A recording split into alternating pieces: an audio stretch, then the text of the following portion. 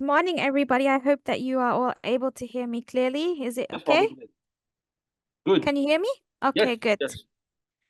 Yeah, thank you, Rocco, for your kind introduction. We've known each other for a long time, so I'm really happy to be here and support you in this adventure for teaching people about bacteria and plasmids today.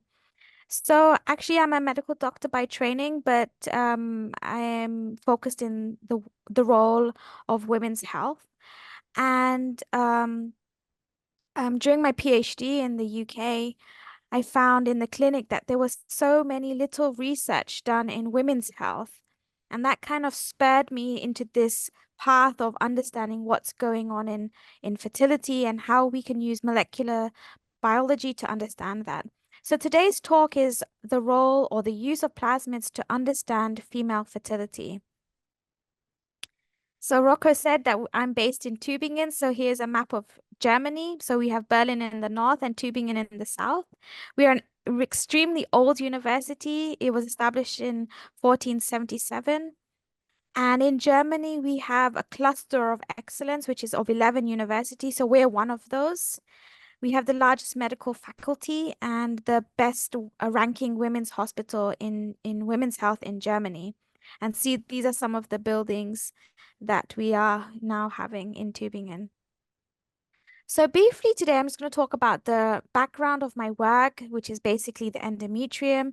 I'm very much interested in a specific kinase called SGK1 and how we use those with plasmids and how we contribute those understandings to female health, but also I'll give you some insight into other disease models. So, human reproductive failure is an umbrella term which consists of one side being infertility and the other side being pregnancy loss. These are two prevalent but distinct orders, and infertility affects so many of us. That's 1 in 8 couples. In the UK, this is around 10% of the population. And the common causes of female infertility have been characterized, and they include common conditions such as polycystic ovarian syndrome, tubal blockage, pelvic inflammatory disease, a very big problem of endometriosis. But there are also some lifestyle factors such as smoking and obesity, which contributes to reproductive failure, and more recently, advanced maternal age. Whilst the vast majority are have some background, 50% of those cases are actually unexplained, and unfortunately, the cases of infertility are actually increasing. On the converse side, we actually have miscarriage, which is the most common complication of pregnancy, affecting 1 in 7 couples. And there is a specific condition called recurrent pregnancy loss, which affects women who have more than 3 losses prior to 24 weeks of pregnancy or gestation. And this is accompanied by significant psychological as well as morbidity, and it consumes a large amount of wealth, around 30 million £30 million. If you have recurrent pregnancy loss, you have also the increased risk of preterm delivery, placenta previa, low birth weight, congenital malformations, but also stillbirth. We know now that what happens in utero has complications to you as an adult later on in life. There is so much data out there saying that what happens during pregnancy can result that the child or the offspring has more likelihood to have developed diabetes, obesity, and hypertension in adulthood. So therefore, understanding what happens in pregnancy is vital for also the long-term health of the individual. So if we have 100 conceptions, a normal conception in a fertile population, actually 30%, I put the laser on, 30% are actually lost pre-implantation. Another 30% is lost actually before 6 weeks. And then we have another 20% of complications which are actually occurring later on. So that means from those 100, actually only 20% are actually considered normal and have a healthy delivery. So why is that in humans it's so? Well, there are two main thinkings of this hypothesis. Either you think that the effects are caused because of the embryo, or you think it's caused by the uterus. And as me, as a gynecologist, we think that it's occurring because of the uterus. There are many conditions which contribute to this paradigm, including prothrombotic disorders. We have some things to do with parental translocation. We also have problems to do with the endocrine metabolism, immune conditions, but also the anatomy. So my work focuses on the endometrium. The endometrium is one of the most dynamic tissues in the human body. It undergoes waves of proliferation, differentiation, and then eventual sloughing if progesterone is not kept. In a woman, there's around 400 cycles in her lifetime. So what actually happens if you think in a molecular scheme? So here on the left side, we have ovulation, and ovulation after the LH peak, so luteinizing hormone, causes the increase of prostaglandins, relaxin, and cortico-releasing hormones. These bind to transmembrane receptors known as GPCRs. These are seven membrane receptors which are on the cell membrane, and this then causes the release of cyclic AMP. Cyclic AMP is an important second messenger which sensitizes the cells to progesterone signaling.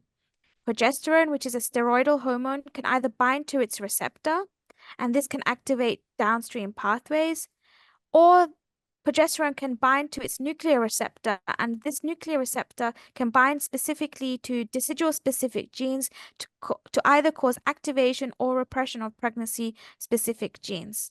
So there is a dual pathway being activated here. So my work looks at specific parts of the menstrual cycle. So day 19 to 23 is known as the implantation window, and this is when an embryo should implant. Subsequent to this, we have something in green here, and this is known as decidulization. Decidulization is the morphological and biochemical reprogramming of the endometrium in preparation to pregnancy. This has to happen and has to happen well. If it doesn't, we get pregnancy complications. When we look in vivo, you can see that the endometrium is fibroblast-like in shape, and here we have a spiral artery, and the decidual process first starts to occur around here. When the full transformation happens, we have these round cobble-like cells, which means that decidual reactions to have. Let me be clear, decidualization is imperative for good placentation and a good pregnancy outcome. Therefore, its understanding is pivotal to understand what's happening in reproductive failure.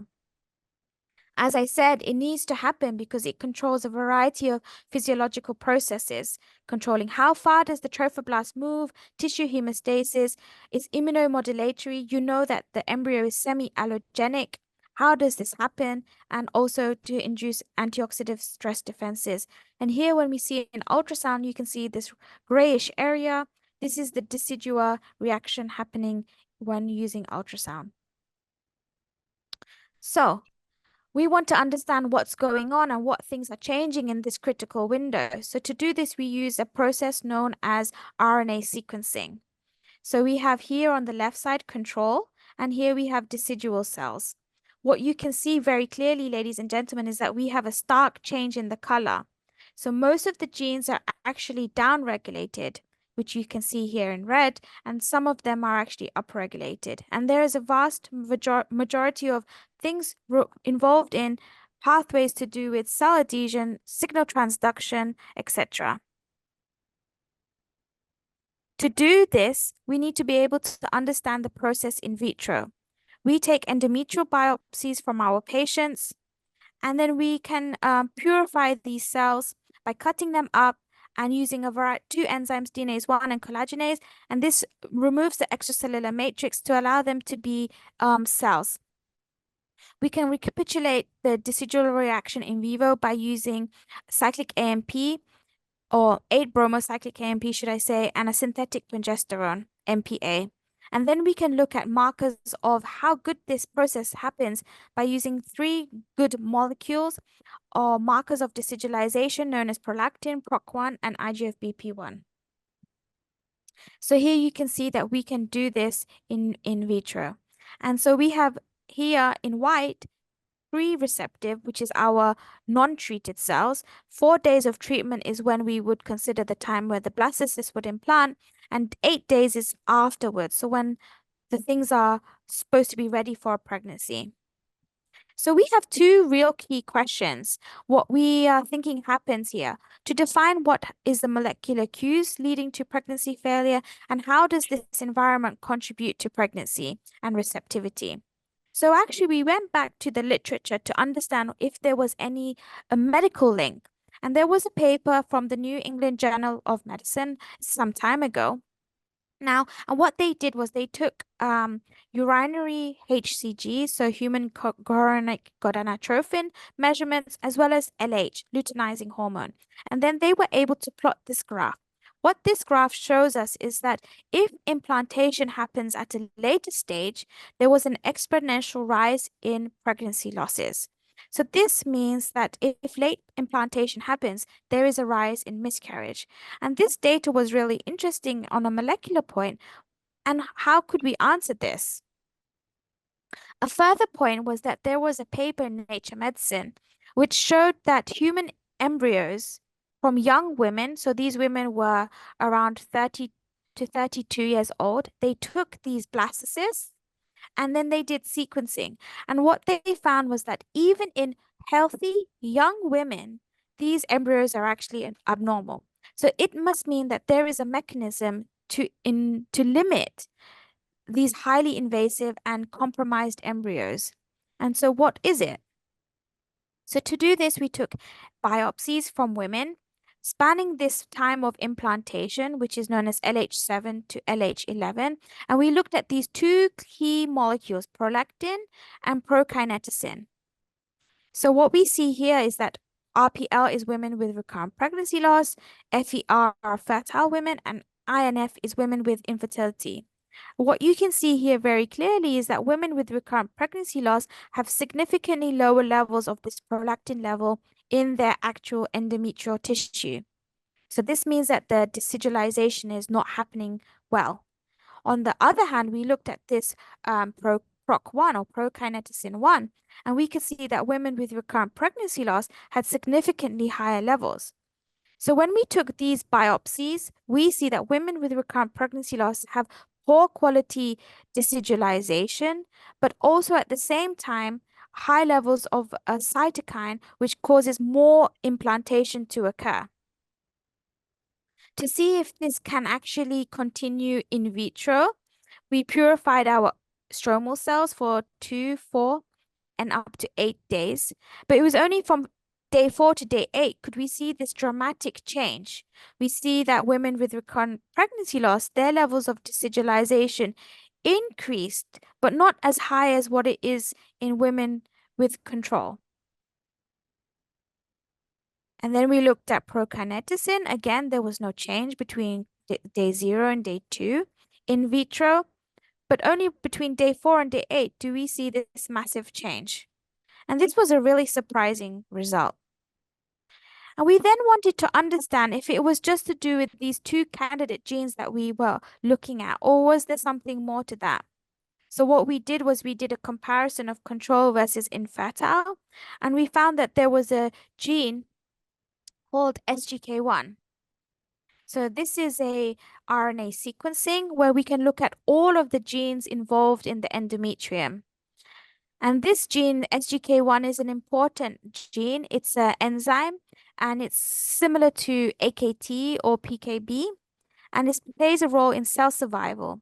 Its most important role is to do with sodium handling, and we want to understand what's happening in our study. So this is actually an evolutionary conserved kinase, and it's found from it's actually found on chromosome 6, and there are two other isoforms, SGK2 and SGK3. And it actually has a half-life of 30 minutes and degraded by ubiquitination.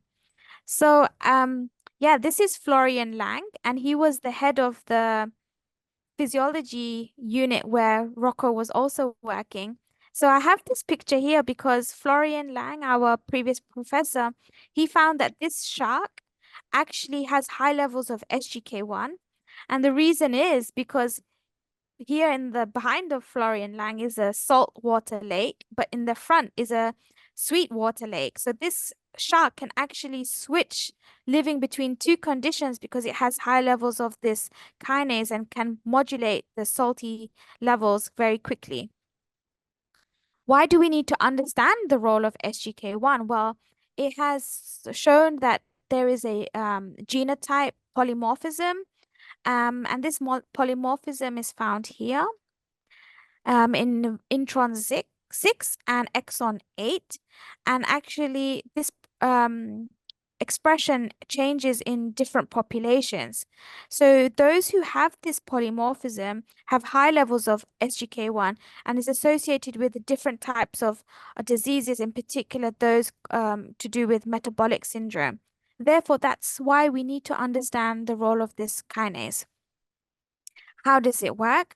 Well, SGK1 can be activated from a variety of different hormones, also physiological pressures such as heat, and also some other growth factors. It gets phosphorylated in two different places and then can go on to activate other downstream channels, carriers, kinase, etc. So back to our work.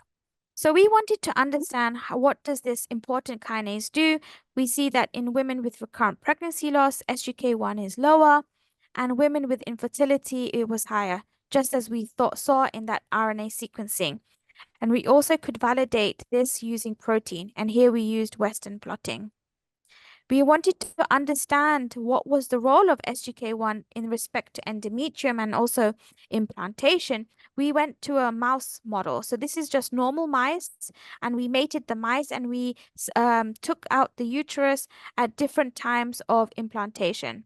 So in the pre-pregnancy or pre-receptive, you can see here SGK1 levels are low, and this is the endometrium and this is the luminal epithelium. And here in day 4.5, which is the window of implantation, this is when the embryo should actually implant. And you can see that actually it decreases. And then by day 5, the refractory phase, it means it goes up again. So it means the transient loss of SGK1 is important for receptivity. So we know this happens in humans, we know it happens in diseases, but how do we understand the molecular mechanism? Over the last day, you've been understanding about how plasmids and bacteria help us to understand human diseases. So I won't go too much into detail. So we wanted to understand if we could manipulate or overexpress SGK1, we had to use a plasmid. To do that, we use site-directed mutagenesis. What that means is that we insert our gene of interest, which has a mutation. This gets cloned into the plasmid, and then this muted primer with the desired muted sequence is then integrated. And then using selection process, we can see that we are able to develop the wild type, but also the mutant. And here's we are able to select it because we have specific bacterial, not bacterial, we have antibiotic resistant genes present. That therefore this allows us the correct selection. And so this is what our plasmid actually looks like in the end. And now we have this plasmid which overexpress SGK1. We wanted to then insert it into the specifically into the uterus during this time of implantation. To do this, we use something known as the Sendai virus, and it's a really nice tool for efficient transfection of plasmids.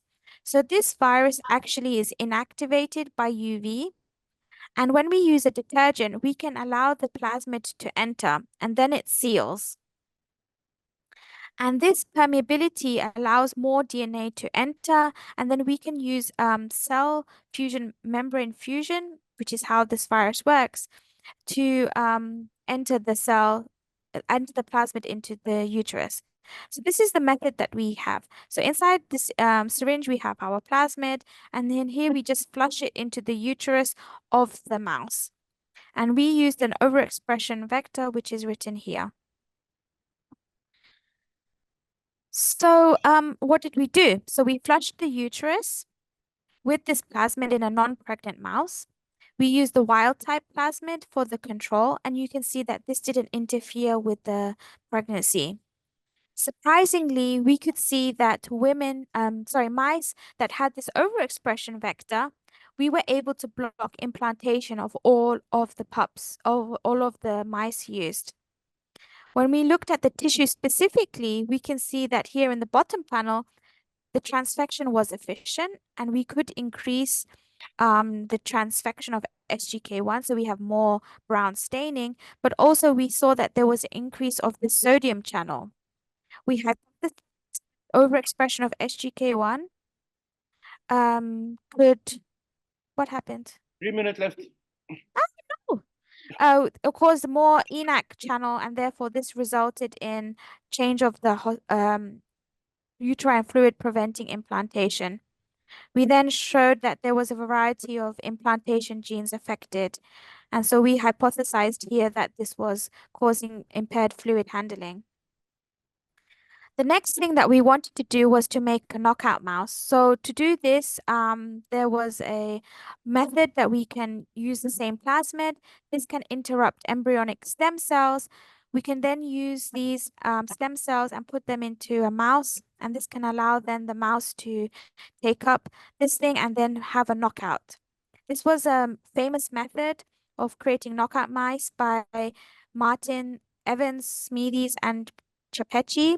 And I had the pleasure of meeting the Nobel Prize winner, Mario Chapecchi, this summer. So there he is. So with this SGK1 knockout mouse, we then went to show that actually, specifically in the knockout females, we are able to see that there are several abnormalities in the implantation, including twins, fetal demise, and we attributed this to impairment of reactive oxygen species handling. So here you can see when we have knockdown of SGK1, we have high levels of reactive oxygen species. And then we also could see that this was maintained in vitro. And also we could see in our clinical population, and we could also see it in our mouse models, that when reactive oxygen species were higher, these antioxidant enzymes were also impaired. So take-home message, ladies and gentlemen, is that if SGK1, a key kinase, is reduced in the endometrium, this results in high ROS handling and results in oxidative cell death and miscarriage. And high levels of SGK1 in the luminal epithelium cause high ENaC and therefore change the osmoregulation and thereby preventing implantation. And just as I finish up, we can see that SGK1 plays an important role in other diseases. So here we have obesity. When we have high levels of SGK1, there's higher obesity. This also is important in fibrosis and also in blood pressure measurement and also in cancer. So the take-home message is that SGK1 is an important kinase. I show that we have two methods using plasmids as well as knockouts, using the concept of bacteria and plasmid transformation to have these two methods. And we show that SGK1 plays an important role in endometrium. And I would like to thank all of my funders and who've supported me during this work. And as a final note, I would like to ask the audience that if any of you are interested in working with me, there are 3 fellowships that you could apply for. This is the Erasmus, and it has specifically a new criteria this year that it wants more people from Africa to come to Europe to understand how we do research. For those of you that already have a postdoc degree, please consider the EMBO and also DAAD for any of you. These are small exchange services. And lastly, I was able to meet the Nobel Prize winners because of this meeting, Lindau. It's a famous meeting and anybody can apply. It's a competition, but I would highly recommend it. It's when young people and Nobel Prize winners can meet together to exchange ideas, and I thoroughly benefited from that. So I'm sorry that I was overrunning and I had to rush the last minute, but I'm happy to take any questions. Thank And you this very is much, our Madhuri. beautiful Tübingen. Thank you. Thank you very much, Madi. So maybe before I ask my weird question, if there is any question in the audience, maybe for Madi, for the methods, for the plasmid, for the SGK1. So is there any? So you showed a specific inhibitor of the SGK1, no? Say that again. The inhibitor. So this molecule, is it specific? Is there any side effect? You noted that in the which dose you use?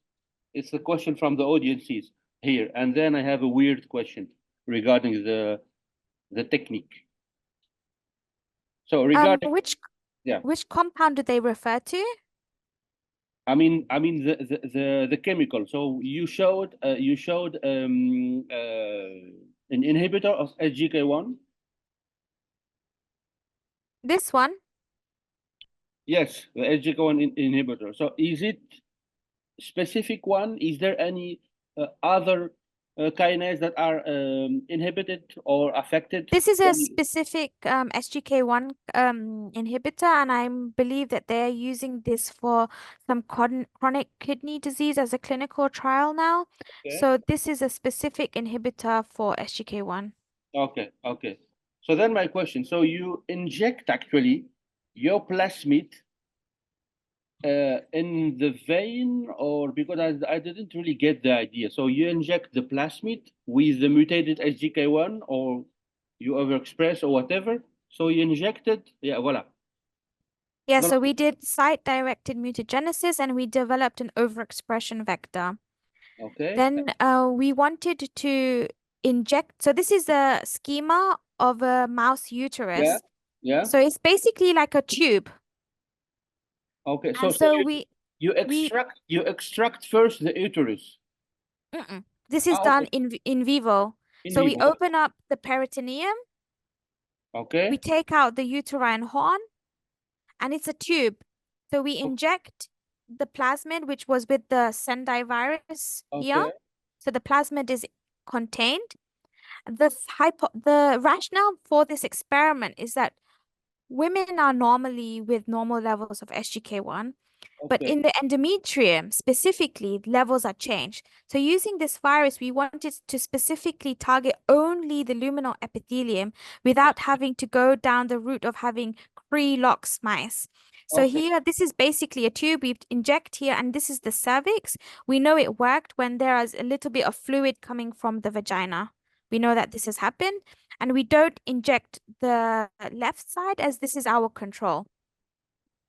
Okay. Okay. Good. Nice. Yep. Nice. And then we see that we do get overexpression because Okay. we have more intense staining compared to the control. You can see here. Okay. It's, yeah. Nice. Well, thank you. Is it any other question from the audience? Okay. So Madi, again, thank you very much.